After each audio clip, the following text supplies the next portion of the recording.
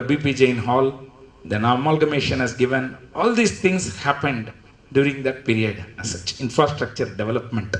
And when rain is there, there will be used to be very difficult to walk also. We made the paveway, we opened the gate, otherwise it is against the, uh, what do you call, it is not good to open that gate. That was the original thing was there. When we came, we opened that gate. There should be in gate and out gate should be there. Otherwise, there was one gate only. So everything we should think scientifically. We should think professionally. That is what required for a professional interview. Vastu Gustu and all, when you are good, everything will happen good. That is the concept with which we operate as such. So it should be a free flow of traffic, scientific way. All these things are important. So that way we formed as a team. So the entire team went to Central Council. That was how it started after 27 years. This I wanted to tell you that. And with this, we'll break for lunch. We have Debender Gar, IRS, Director of Income Tax Exemption. He'll talk about assessment of, because many of the NGO organization trust, the registration was withdrawn by the earlier gentleman, Mr. Chowdhury. And it is called Chowdhury's thing that all the chambers of commerce are facing huge liability. Madras Chamber, everywhere we got the stay in Madras High Court, and the registration was removed only in Chennai, not in any, only in Tamil Nadu. And other places they are not at all affected. Here only, when the change was there, any other object of general public utility, the definition was used here, certificate of origin fees, when it exceeded the thing, everybody, the registration got cancelled. They are all having problems here. So how to deal with that? What are all changes in the administrative setup on 15th November? 15th November is the date of birth for me and Ramaswamy. Same date of birth for both of us as such. And the same day, there is a drastic change in the entire setup, appeal, and especially in the exception side and all, there was a changes. And I requested him specially, anybody who is filing registrations, NPO, charitable trust, you have to know this administrative setup. People have come from Kadalur, having come from Neyveli, I've seen people come from Madurai. So they should know everything. Now it is going to be centralized here. And the officers will be working under him. So I asked him specially, I requested him to talk about the administrative machinery, which is important. Charitable trust thing, you can always refer to a book. But this one, nobody will talk to you. That's why I invited him specially. And we also have unexplained cash credit, unexplained investment by Girish Ahuja today. He is flying from Bangalore. And he will also be giving, this is a very important topic for chartered accountants. Issues unexplained cash credit, unexplained investment, unexplained expenditure. It will be very useful for you. And finally, we will compile everything and give you material also so that you can use it. Okay? And kindly drop the card and you will get a lucky dip and make your spouses happy also. Kindly join the lunch, everyone. We will reassemble here to hear Mr. Ramaswamy on assessment procedure and Debender and Girish. Dear friends, we have 3 interesting post-lunch sessions. One is assessment of charitable trust. Department perspective will be given by none other than Sri Debendra Kankar, IRS, Director of Income Tax Exemptions, who is present here. Please give a thunderous applause welcoming him. And we have Mr. G. Ramaswamy, who will speak on assessment, reassessment, rectification and revision proceedings. It's very important for practicing chartered accountants. The number of hearings are slowly going up. The old things have been dug up. So they are going in to see the investment, capital gains, income escapement assessment. It is also will be there. And although there will be a friendly assessment, this is what the ministry has said, but still armed with the information, specific information about possession of property, and 26 AS is also revealing how many Form 15G, Form 15H has been filed. Some of the top listed companies deposits have been captured, 15G, 15H. So it is possible income from other sources would not have been declared. The old cases are also being reopened. This is the scenario viewed from that angle. The assessment, reassessment, rectification 154. and 264 revision. All these things assume a greater significance for a chartered accountant who is specializing in tax. And we have got unexplained cash credit, unexplained investment by Girish Ahuja. That is very, very important. The reason is the information technology. They're able to capture from Kalyana Mandapam what is the booking charges if you are putting in Raja Mutaya Hall, if it is in Rani Mutaya Hall or AVM Rajeshwari, like that. For example, Chennai only I said. Like that, every place is the top 50 Kalyana Mandapams. And the expenditures which has been incurred for the candidates for MLA election, MP elections, what they have declared, everything being captured, and whatever drawing figure is being matched. So, because of the information technology, although there is not an intrusive thing of calling you generally and adding so many things and all agreed additions and all, although that is going on, what is more thing is the information in their possession. Sometimes HUF is not captured, it has been treated as an individual and notices have been issued. That type of procedural lapses are there, but otherwise, all these three topics assume a greater significance for a practicing chartered accountant. Especially excellent material Mr. G. Ramaswamy also has given on this subject, very latest case laws. And Girish Ahuja doesn't give, he only talk extempore. So we have a recording entire thing and we give by way of a CD to all the participants who are present. So with this thing, let me introduce briefly our chief guest, Shri Debendra Kar, IRS Director of Income Tax Exemption. He is a role model to be emulated, I would say.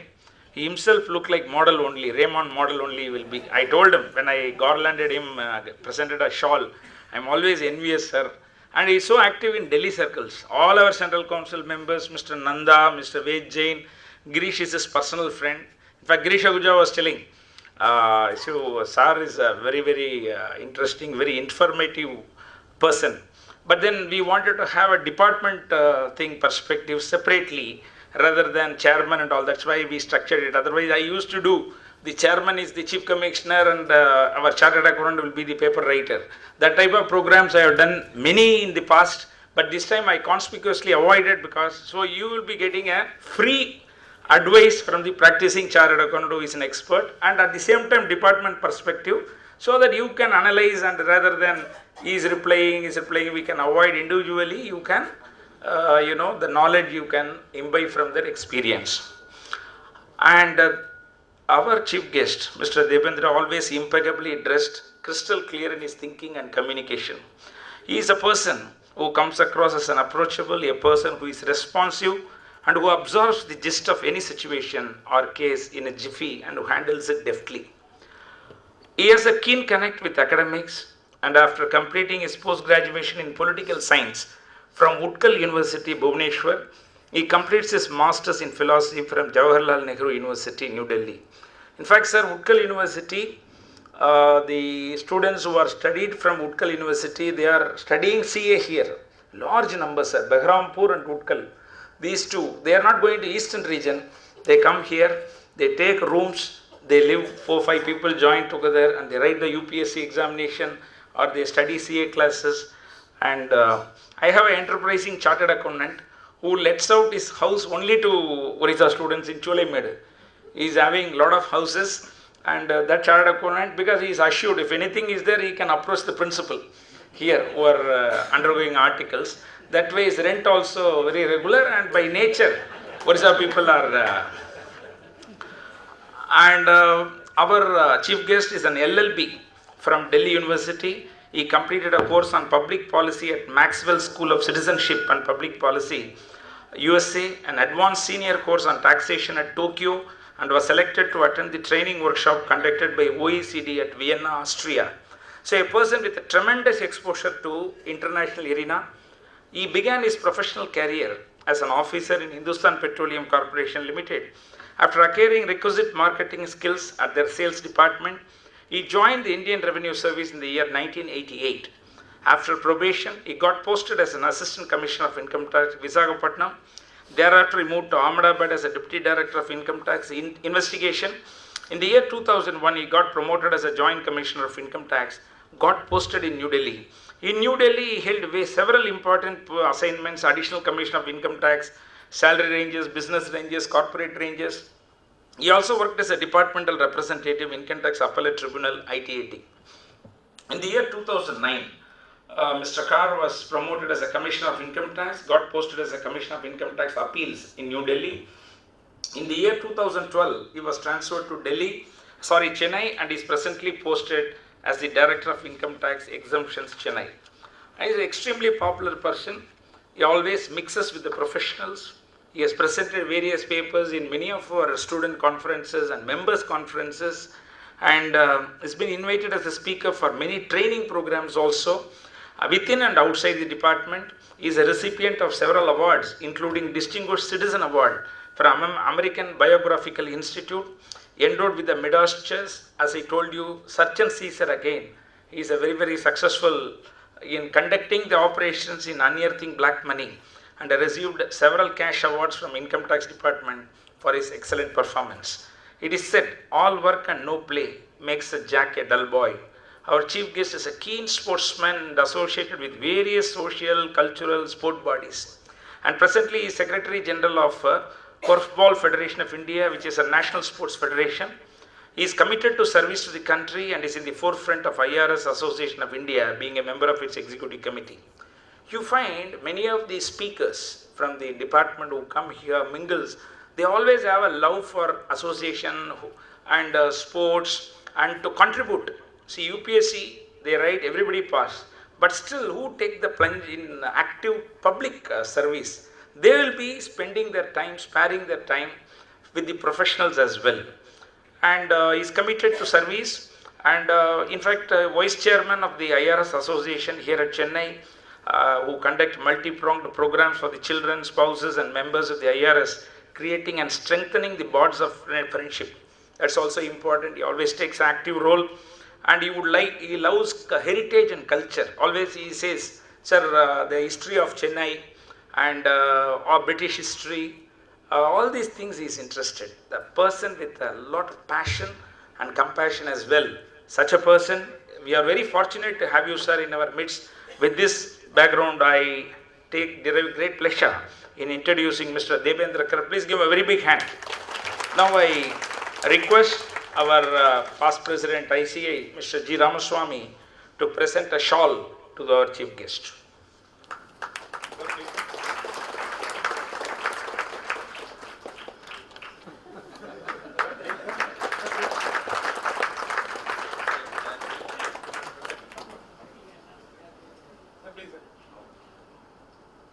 Being a spotless person, I want that Chandan Mala should not create any spots.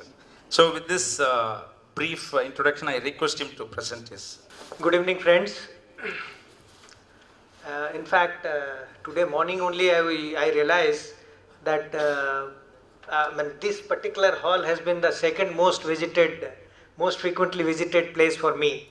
I have been here quite a few times. Except for the office, this is the second most frequented place for me. And all this because of your love and affection. I compliment the organizers and the members of the institute for having invited me to this evening's function. The topic that has been given to me is assessment. What is the topic? Charitable trust. Let me tell you that there has been a sea change in the way the department has been looking at these institutions with effect from 15th of November 2014. Earlier, as you know, we didn't have specialized exemptions wing operating all over India. It's only in 7 metro cities like Bombay, Delhi, Chennai, then Calcutta, then Bangalore, Ahmedabad and Hyderabad. We used to have DIT exemptions. In other Mofussil stations, it was the respective CITs who were handling the exemption functions. But with effect from 15/11/2014, the jurisdiction has been carved out in a manner that the entire country has now been divided into 14 commissioner of income tax exemptions. For example, earlier DIT exemption Chennai was having jurisdiction over only Chennai Metropolitan Development Area and 4 districts. But now, with effect from 15th November, the jurisdiction has been extended to the whole of Tamil Nadu and Pondicherry. As a result, all 12A applications, all ATZ applications filed wherever will now move to Chennai for disposal. And all future applications under section 12A and ATG have to be filed before CIT exemptions Chennai. However,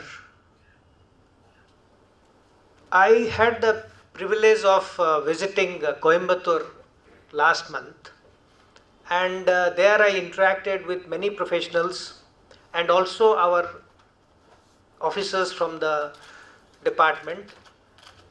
We realized that it will be causing a lot of inconvenience both to the taxpayers as well as to the professionals if they are made to come all the way to Chennai to file their 12A or ATZ applications. So, as a taxpayer friendly measure, I, in consultation with Chief Commissioner of Income Tax Exemptions Delhi, have decided that taxpayers of Coimbatore range, which includes the city of Coimbatore and also the commissionerate of Trichy, Madurai, Salem and Tirunelveli, will file their 12A and ATG applications there itself. So this is a taxpayer friendly measure which we have taken. So effective 1st January 2015, you can file your applications under section 12A and 80Z in your respective jurisdiction before the ITO or Assistant Commissioner Exemptions Office, not in CIT's office. We now have ITO exemptions stationed at Salem, Madurai, Trichy and Tirunelveli, and one assistant commissioner posted at Coimbatore. So you can file your applications under section 12A and 80Z before these authorities instead of coming all the way to Chennai to file these applications. So now the structure is like this. For Tamil Nadu, since most of you are from this state and Pondicherry, I would only be telling you about the structure that we have created for these two, the state of Tamil Nadu and the Union Territory of Pondicherry. There will be 2 ranges, assessment ranges, one at Chennai, the other one at Coimbatore. The Chennai range, in addition to its existing jurisdiction, will also look after the Union Territory of Pondicherry, then the districts of Cuddalore and Villupuram. So these 3 additional jurisdictions come to Chennai range and rest of Tamil Nadu falls under Coimbatore range. So now that the jurisdiction part is clear, let me tell you why this particular decision has been taken. There must be some logic as to why the government decided to create exclusive exemption charges all over India. As you know, a lot of foreign donations are reaching the source of India, but there's a big question mark as to whether they are all being put to right use or not. Ministry of Home Affairs has been time and again finding it difficult to monitor the end uses of such funds, and